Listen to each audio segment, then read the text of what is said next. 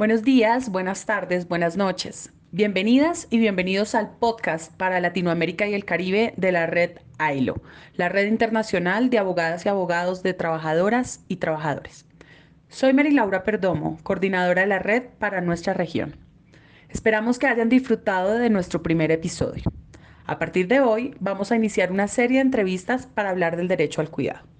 Aunque no sea un tema tradicional en las discusiones jurídicas, desde hace varios años este derecho está siendo discutido entre nosotras y nosotros hasta que la República de Argentina presentó una solicitud de opinión consultiva a la Corte Interamericana de Derechos Humanos sobre el contenido y el alcance del derecho al cuidado y su interrelación con otros derechos. Allí, la red AILO presentó un escrito de Amicus Curiae construido por nuestras colegas Cintia Bención, María Paula Lozano, Alejandra Trujillo y defendido magníficamente en una audiencia pública por nuestra colega Mónica Tepfer. Así, en este y en los próximos 3 episodios hablaremos con cada una de estas importantes abogadas latinoamericanas para comentar sobre el derecho al cuidado desde un punto de vista social, feminista y jurídico. En este episodio, tercero de la serie sobre el derecho al cuidado, escuchemos a nuestra colega María Paula Lozano. Bueno, buenas tardes, María Paula. Ahora estamos felices de darle la bienvenida a nuestro podcast ILO Network para América Latina y el Caribe, a nuestra querida colega María Paula Lozano, quien es vocal de la Asociación de Abogados y Abogadas Laborales en Argentina y también de la Asociación de Latinoamericana de Abogados Laborales. Es profesora de la Universidad Nacional de La Plata, es feminista y orgullosamente también es parte de ILO Network desde hace varios años y fue una de las personas que nos apoyó en la construcción del Amicus Curiae que presentamos ante la Corte Interamericana sobre cuidado. Bienvenida, María Paula. Buenas tardes, acá estamos. Muchas gracias. María Paula, bueno, queríamos preguntarte en esta discusión en la que hemos escuchado a las demás colegas sobre lo que está debatiendo la Corte Interamericana en relación con el derecho al cuidado, que nos contaras un poco acerca de cuáles son las obligaciones de los estados americanos en relación con el derecho a la vida y cuáles deben ser las medidas que deben tomar los estados frente a esas obligaciones. Bueno, los trabajos de cuidado o los trabajos reproductivos, tal cual lo puso de manifiesto la economía feminista, es un conjunto de actividades cotidianas que son necesarias e imprescindibles para reproducir la vida. Lo que llamamos la sostenibilidad de la vida involucra el buen vivir, con lo cual el desarrollo de una vida digna está absolutamente relacionado con la posibilidad de acceder a cuidados, de ser cuidados, de cuidar y de que se garanticen adecuadamente el cuidado como un derecho. Los estados en ese sentido tienen diversas obligaciones que tienen que garantizarse, eh, digamos, progresivamente hasta el máximo de los recursos existentes,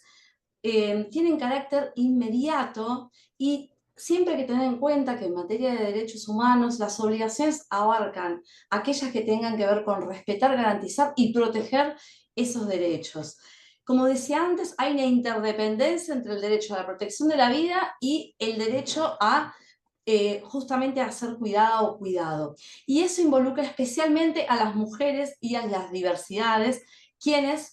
a quienes se le ha sido asignado esos trabajos de cuidado. Hay convenciones específicas, como la Convención Interamericana sobre la protección de los derechos de las personas mayores, que precisamente protegen, establecen la obligación estatal de garantizar en ese sentido la vida y la dignidad de estas personas mayores hasta el final de sus días, y en ese sentido la posibilidad de vivir una vida digna, especialmente en la vejez, tiene que ver con aquellas garantías vinculadas a los cuidados. Involucra obligaciones concretas vinculadas a espacios institucionales a los cuales debe existir un acceso de manera no discriminatoria, debe existir la posibilidad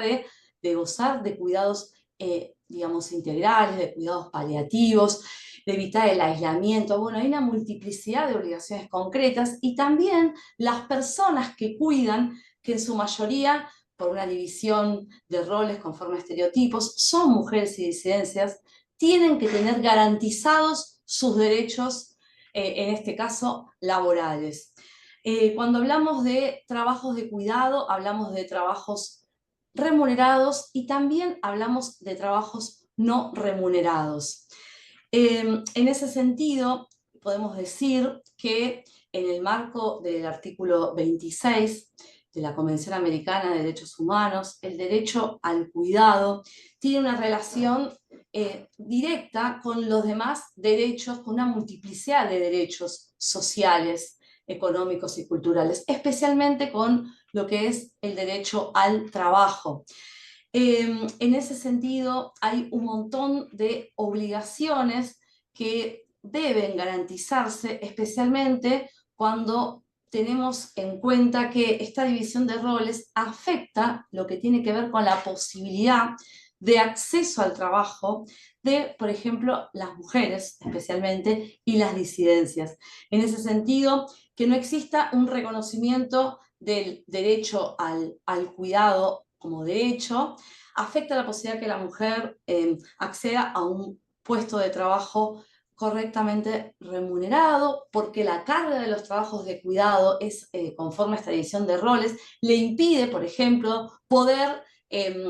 atravesar o tener la disponibilidad para trabajar, por ejemplo, una jornada completa. Esos trabajos que se asumen muchas veces a tiempo parcial o de forma intermitente, las intermitencias que tienen que ver con la necesidad de garantizar los cuidados de aquellas personas a su cargo, que van desde las hijas, los hijos, las personas mayores, como decíamos, y también las personas con discapacidad, genera una afectación de la posibilidad de inserción en el mercado de trabajo. También esta falta digamos, de garantía del derecho o de cumplimiento de las obligaciones, por ejemplo, en lo que tiene que ver en el caso digamos, de las personas que cuidan, que en general, como decía, todas las personas necesitamos ser cuidadas y cuidamos, pero en su mayoría estos trabajos se asignaron en forma implícita a las mujeres. La no existencia de licencias, por ejemplo, remuneradas en lo que hace al mundo del trabajo e igualitarias y obligatorias para ambos géneros, genera que esto como consecuencia hace que las mujeres se queden en sus lugares, en sus hogares o en los lugares donde están, debiendo cumplir con esos trabajos de cuidado. Digamos, lo mismo sucede con la ausencia en muchos casos de garantía de lo que son los lugares de trabajo, el contar con espacios de cuidado en el lugar de trabajo. Esto es algo que es muy, pero muy importante, que hay algunos estados que lo tienen reconocido, pero en muchos casos es de manera insuficiente, no es muchas veces esto se deja librado a los convenios colectivos de trabajo y no tiene un carácter universal como debería tener. Para aquellas personas también que cuidan y de manera no remunerada, como también estamos hablando, son los cuidados remunerados y los no remunerados,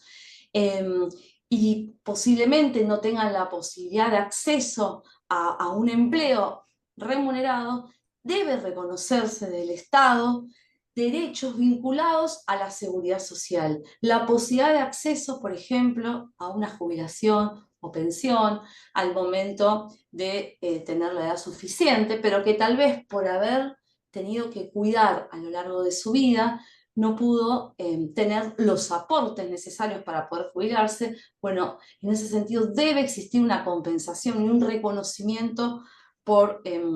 trabajos de cuidado en lo que hace a tiempo de servicio para poder acceder, por ejemplo, a remuneración. También hemos planteado que debería existir, digamos, ingresos universales, especialmente pisos mínimos de ingresos que equivalgan a un salario mínimo vital para aquellas personas que precisamente no tengan la posibilidad de acceso, como decía antes, a un empleo remunerado y trabajen cuidando, porque en definitiva, como decimos, los cuidados son un trabajo. Los cuidados son una necesidad, son un derecho, pero son un trabajo. Entonces es sumamente importante que se reconozca. Y en lo que hace al mundo laboral, teniendo en cuenta que las mujeres y diversidades suelen acceder a puestos de trabajo que están vinculados a actividades de cuidado remuneradas, por ejemplo, lo que es el cuidado en hogares, lo que es todos los trabajos vinculados a cuidados de la primera infancia, a la educación, tanto primaria como secundaria, que involucra cuidados, los trabajos de enfermería, de salud, ¿sí? Son muchas veces puestos de trabajo que no tienen remuneraciones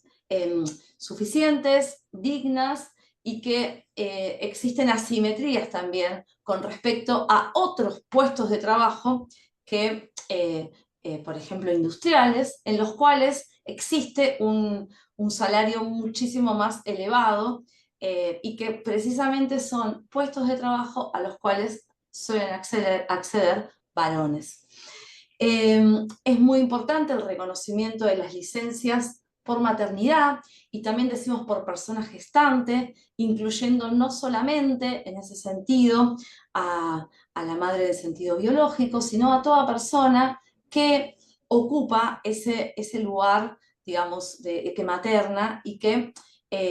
como decía antes, que atraviesa la situación de embarazo, de parto, y asimismo es fundamental que esas licencias por maternidad, que como mínimo deben cumplir el plazo que establece la OIT, que reconoce la OIT, en ese sentido, es fundamental que a la persona no gestante también se le reconozca y digamos, se establezca una licencia obligatoria para poder involucrarse en los cuidados. Con lo cual, sostenemos que tiene que existir y en ese sentido el Estado garantizar un sistema integral de cuidado, en donde existe una redistribución de los cuidados, en donde todas las personas tengan que desarrollar cuidados, pero también eso se lleva adelante con derechos y que en el mundo laboral lo que tenga que ver con los trabajos de cuidado no se considere meramente un costo, sino que exista un conjunto de, digamos, posibilidades digamos, de goce de beneficios y derechos vinculados a la posibilidad de ejercer correctamente los cuidados. En ese sentido, deben modificarse las legislaciones que no se adecúen a los estándares existentes en los instrumentos internacionales. Debe generarse normas que reconozcan adecuadamente estas protecciones sin discriminación, ¿sí? Y que tanto en lo que hace a lo laboral, a los distintos sectores, como a los trabajos que se desarrollan de cuidado, tanto en los hogares como en los espacios comunitarios también. María Paula, nos gustaría volver sobre un punto que tú ya mencionaste, pero creemos que es fundamental en la discusión que está dando la Corte Interamericana sobre cuidado, y es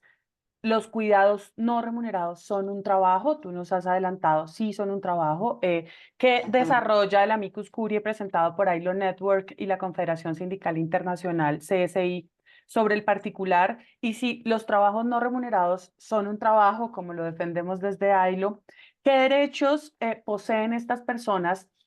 trabajadoras no remuneradas de cuidado? Y de nuevo, ¿cuáles serían entonces las obligaciones de los estados a la luz del protocolo de San Salvador respecto de estas personas que realizan trabajos no remunerados?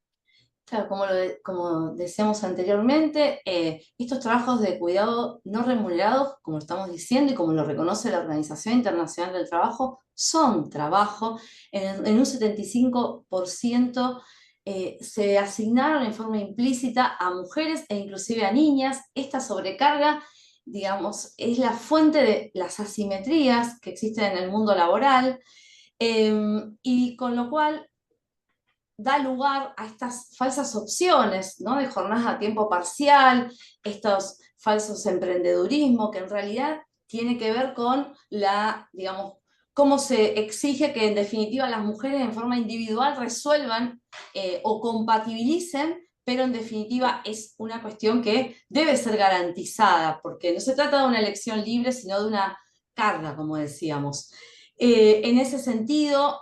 tiene que haber flexibilidad, por ejemplo, en lo que tenga que ver con la posibilidad de, en ciertas ocasiones, que aquella persona que cuida no pueda cumplir con el horario de ingreso, por ejemplo, al trabajo y tenga una dificultad por un problema vinculado a tener que atender a un familiar o a una persona a su cargo, que eso no implique una sanción, es una medida importantísima, la posibilidad que no conlleve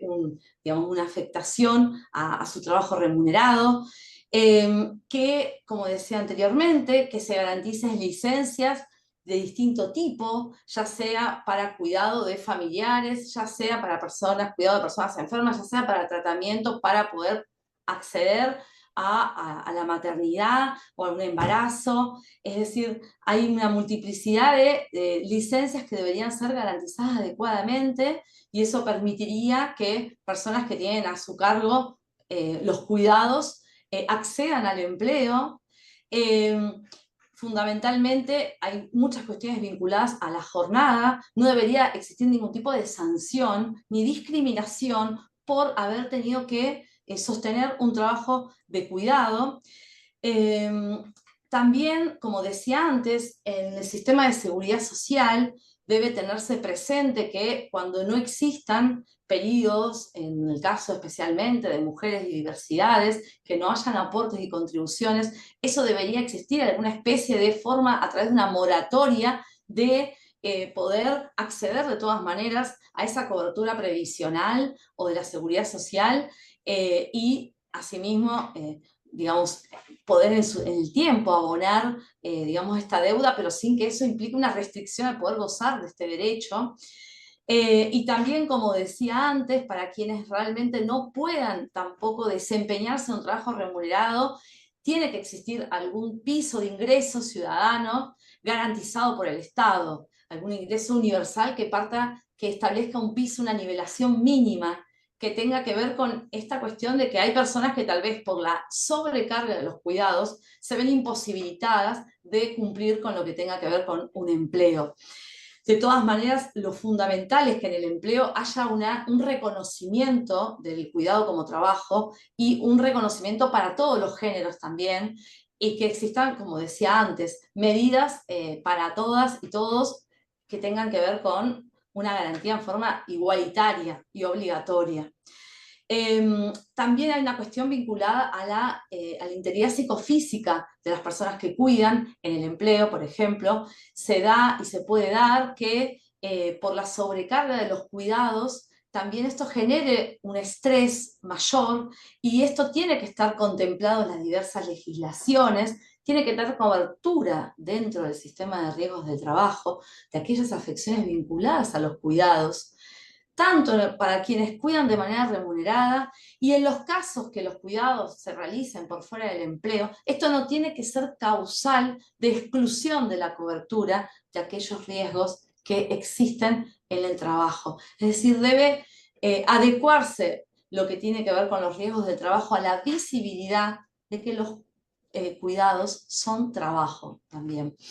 En ese sentido son distintas obligaciones que están implícitas en lo que tiene que ver, como decíamos antes, en el artículo 6 del protocolo de San Salvador, y que no se trata solamente de políticas públicas, sino de obligaciones estatales, porque el cuidado, en definitiva, es un derecho humano que también lo podemos encontrar, lo encontramos en el ámbito, en el marco del artículo 26 de la Convención Americana.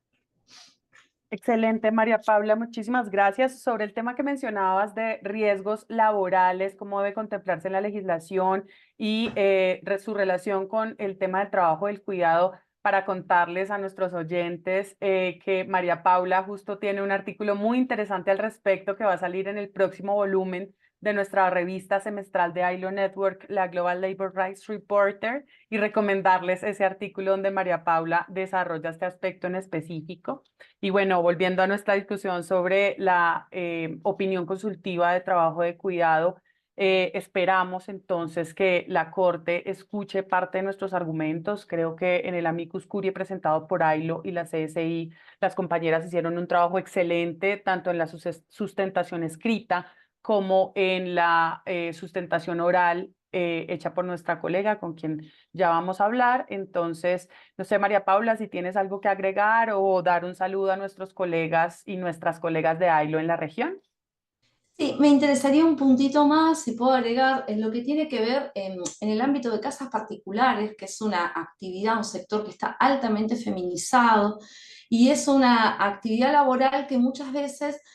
no goza de los mismos estándares de protección en derechos laborales. Bueno, en esa, por ejemplo, en ese punto, porque se trata de personas que realizan trabajos muchas veces al interior de los hogares de limpieza, pero fundamentalmente de cuidado de personas. Y en ese sentido, las personas que cuidan en el ámbito de las casas particulares también tienen que tener el mismo reconocimiento, el mismo piso de derechos laborales similar a las demás trabajadoras y trabajadores del sector privado. No deben sufrir discriminaciones por ser trabajadoras de casa particulares. También debe propiciarse todo lo que tiene que ver con la registración laboral de este colectivo, dado que especialmente es un sector que en general está conformado por mujeres de bajos recursos, migrantes, y que sufre una discriminación interseccional. En ese sentido, también tienen mucha limitación en lo que hace a la posibilidad de negociación colectiva, entonces es un sector que debería especialmente mencionarse en esta opinión consultiva, ya que tienen un rol fundamental en lo que tiene que ver con la garantización de los cuidados, precisamente. Excelente. Bueno, María Paula, muchísimas gracias entonces por tus aportes, por tu tiempo y, y por haber compartido estas ideas en tan corto tiempo con nuestros colegas y nuestras colegas. Un abrazo para ti. No, muchas gracias a ustedes, ¿eh?